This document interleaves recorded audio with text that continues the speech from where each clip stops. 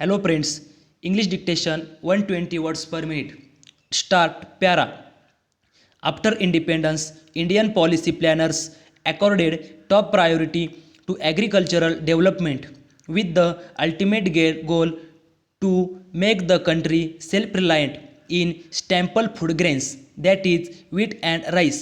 Accordingly, several specific initiatives were taken in the first 5-year plan to uplift agricultural growth along several verticals.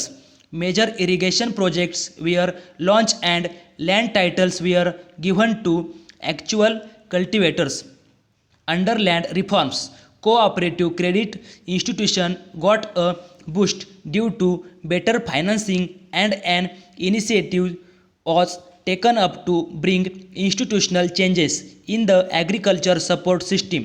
Consequently, India harvested nearly 70 million tons of food grains, wheat, rice, coarse cereals, and pulses during 1956 to 57, but due to the growing population, it could not lessen the country's reliance on imports. In the second 5-year plan, agriculture was shifted downwards in the priority list to accommodate industrial development for boosting the economy. During the 1960s, India continued with the escalation of imports mainly from the USA under the PL 480 scheme. In and around 1965, the country suffered three major setbacks on the food front: severe drought, war with Pakistan, and imposition of strict curbs by the USA on delivery of wheat.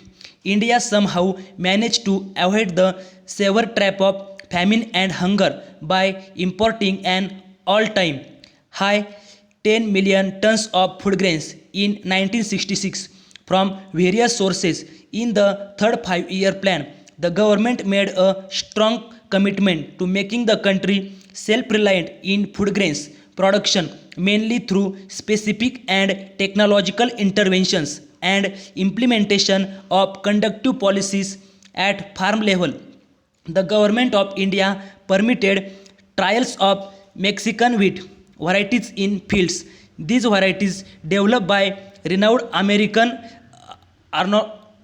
agronomist Dr. Norman E. Borlaug, 1914 to 219, were dwarf or semi-dwarf, rust resistance, and had already shown potential to enhance yield manifold. Over 1,000 trials or demonstrations were conducted in farmers' fields across the North Indian wheat belt under the mentorship of eminent plant geneticist Dr. M.S. Swaminathan.